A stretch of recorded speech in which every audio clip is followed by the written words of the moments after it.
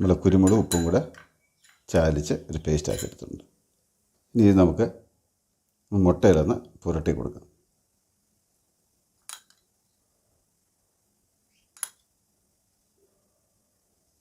നമ്മളൊരു പാത്രം സ്റ്റവ് വെച്ചു, തീ കത്തിച്ചു. അതിനകത്തിൽ ഫ്രൈ ചെയ്യാൻ ആവശ്യമായിട്ട് എണ്ണ ഒഴിച്ചിരിക്കുകയാണ്. എണ്ണ നല്ലപോലെ ചൂടായി വന്നിട്ടുണ്ട്.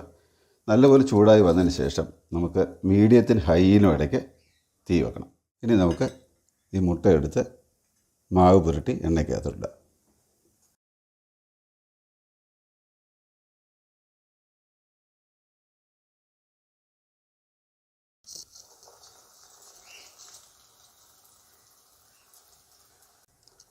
നമ്മൾ ഒരു മീഡിയം തീയിലിട്ട് ഇത് മൂപ്പിച്ചെടുക്കാം.